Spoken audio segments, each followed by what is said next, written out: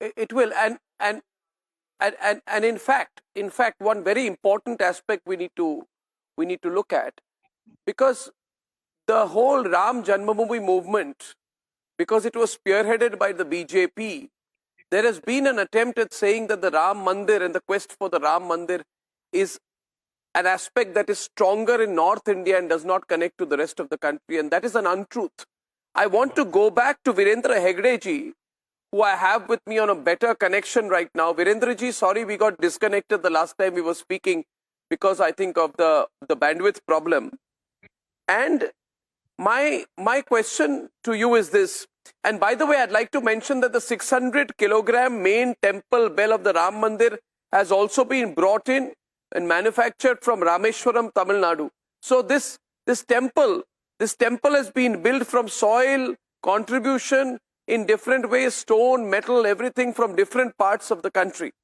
My question to you, Virendra Hegde ji, from the point of view of uniting the country, it's very deliberate. I think the way the Prime Minister is also going around to various spots, especially in South India, ahead of the Pran Pratishtha ceremony, is also messaging to that effect, that the Ram Mandir really unites the entire country.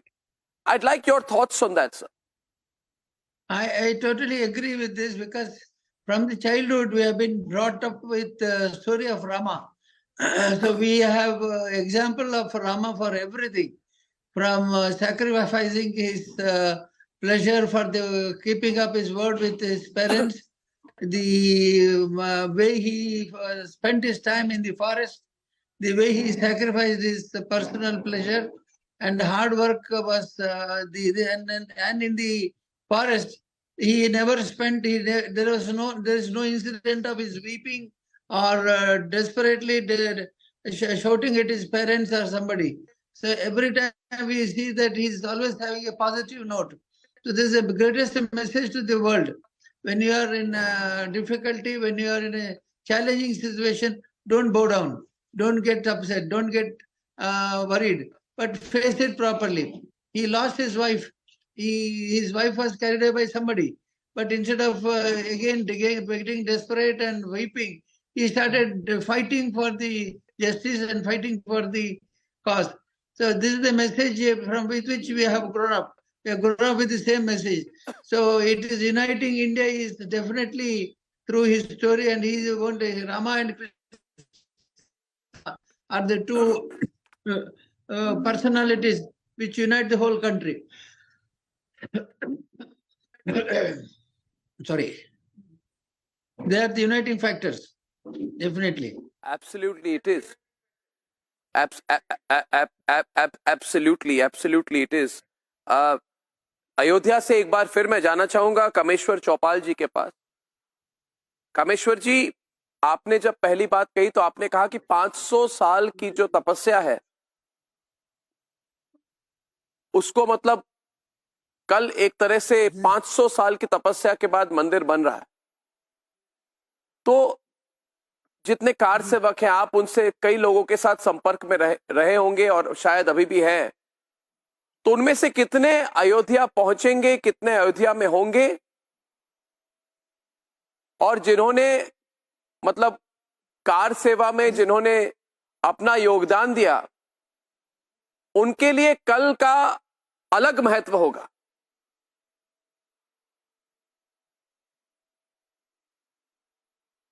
Ji, car सेवा में देश भर के लाखों लोग जुटे थे. उसमें से जैसा मैंने कहा कि कई पीढ़ियां खप गई, तो 84 से अभी तक तो मैं समझता हूं कि इस संघर्ष में भी जो कार सेवक थे उसमें से अधिकांश लोग खप गए.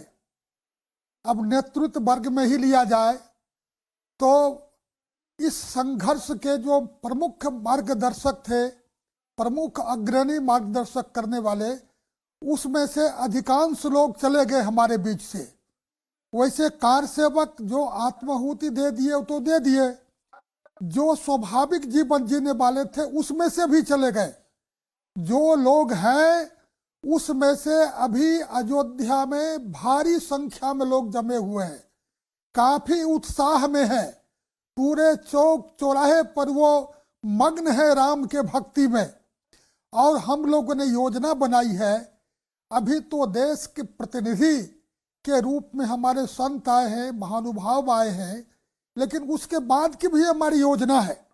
हम जब राम मंदिर को राष्ट्र मंदिर करते हैं तो हम ये विचार करके कर रहे हैं कि भारत के हर एक भाग का जो पावन है, पवित्र है, सबका समन्वय हो करके ये मंदिर भव्य और दिव्य बने।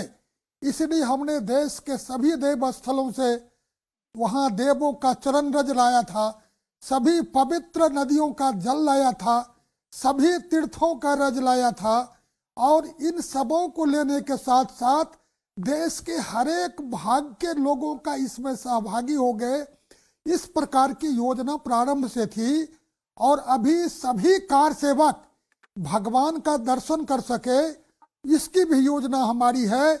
और कल जब प्राण प्रतिष्ठा हो जाएगा तो संतों के दर्शन कर लेने के बाद से हम लोग प्रारंभ कर रहे 26 तारीख से हर एक प्रांत के कार सेवकों को बुलाएंगे, उनको दर्शन कराएंगे, भगवान का प्रसाद ग्रहण कराएंगे, और उनका जो त्याग है, तपस्या है, परिश्रम है, उनके लिए उनको हम नमन भी करेंगे कि आप जो संकल्प लिए हैं उसी संकल्प का परिणाम है कि आज भारत का गौरव का ये पल आया और भव्य दिव्य मंदिर का निर्माण हुआ है।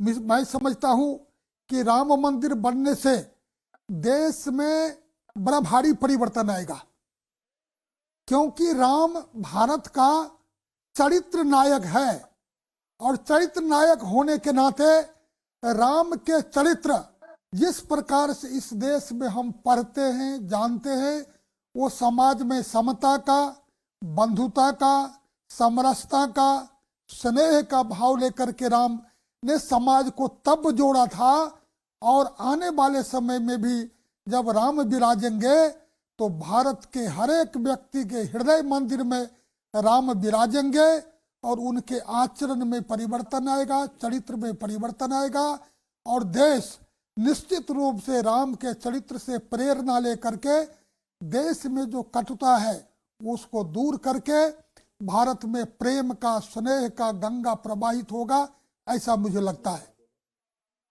जी जी जी जी and I am now joined by Hindol Sengupta, and I want to have just one thought from Hindol as well as Swami Abhedanand to what had been actually earlier written by Virendra Hegde ji, who just spoke to us a while back, the Dharmadhikari of Dharmasthal Manjulakeshwar Temple.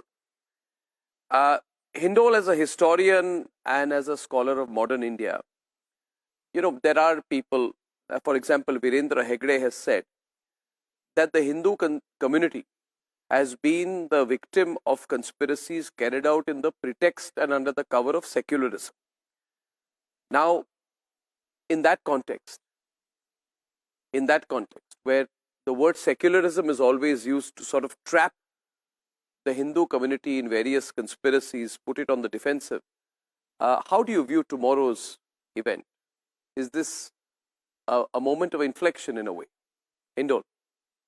Absolutely. I think Arnab, tomorrow's event is a moment of great inflection. One of my upcoming projects is on India as a civilizational state. And I would like to state on your program tonight that tomorrow begins, in a sense, India's journey globally recognized as a civilizational state.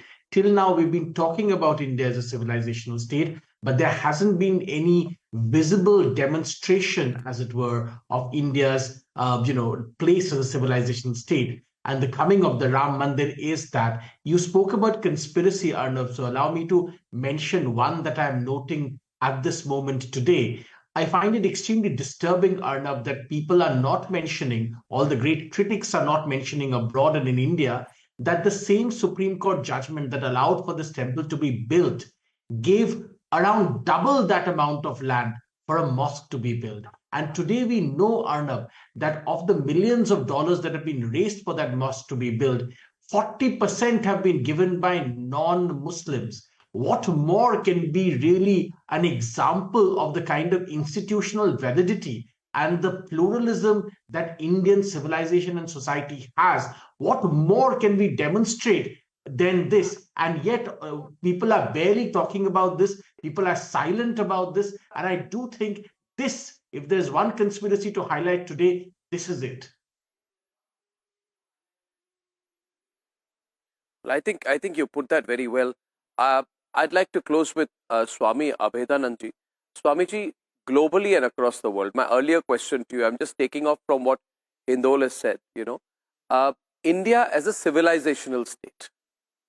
We've never really put across our country in that sense. And, also a civilizational state, why be subtle about it? India is a country which is the source, the cradle, the birthplace and the natural home of Hindus and Hinduism and Hindutva. So, Swamiji, globally, I'm sure tomorrow's event is also being watched. How will it be watched? And will some lobbies who have always tried to put this negativity and this toxic narrative around assertive Hinduism as something that poses a great danger to other religions in India and across the world, will that change? See, Arnab, this is the point, very important point, because from the beginning we have been programmed wrongly about this word secularism. This is the very common point that Dharma alone can unite. Whether it is house, supposing husband and wife are there. If husband doesn't follow his Dharma or wife doesn't follow her Dharma, it will break the relation. As a teacher, if I don't follow my Dharma and the student doesn't follow his Dharma, we'll break. So there is nothing called Dharma Nirpeksh. Everything is Dharma Sapeksh. India was for the Hindus, it will be with the Hindus. So this was fed that, this was very cleverly fed from the beginning of our education, that don't call yourself Hindu, you will become communal otherwise. You will be backward or something. But I'm surprised, I'm telling you, Arna, when I go out of the country, the people have more proud in saying that I am a Hindu, I'm a proud Hindu there. Whether it is in South Africa or anywhere else, more than in India. So this is too much into our blood. And I am saying that this temple which is being built will enforce the value of Bhagwan Ram. Many people may not visit the temple, but they will know the glory of Bhagwan Ram's nature, how he sacrificed, how he was tolerant towards his own problems in life, and how he fought for the people who were opposing the Dharma also. So main aspect is that there is no threat to anybody. Hindus have no threat because the same Atma is there in all. Same God is in everybody. But if somebody disturbs our own religion, our own house, our own life, our own ladies and children, then definitely the Kshatriya power, the power to retaliate should be there. Why it should not be there? The political system should be there to protect the religious system, and the religious system should be guiding the political system. And this was totally diverse in India. This was divorced, and because of this divorce, that we had so much of calamities, so much of problems, so much of appeasing of the minorities. How long this will continue? And this new era has come. And I am really happy that we have a leader like Prime Minister Modi. In Hanuman Chalisa it is said, Sabse Ram Tapasvi Raja. The Raja should be Tapasvi, and that is what he is demonstrating. If the people see that the Prime Minister visits the temple, he fasts, then I and you, ordinary person, will also think about doing the same thing. If he is religious, if he is not transgressing his limit, I also will become like that. And there is no threat to anybody as long as they don't disturb the main system. And if anybody disturbs the main system, they should have the fear of the government, that they should be punished with a hard land. There should be no soft dealing with anybody who disturbs our faith system. We are not going to disturb anybody, and we are not going to disturb anybody's faith. There is no threat from any Hindu. No saint teaches us. No Gita teaches us. I teach Gita. It is universal. Bhagwan Ram resides in every religion. He is in every heart. So it is not that. He may be called in different names. I have no problem. Don't disturb my Gita. Don't kill me.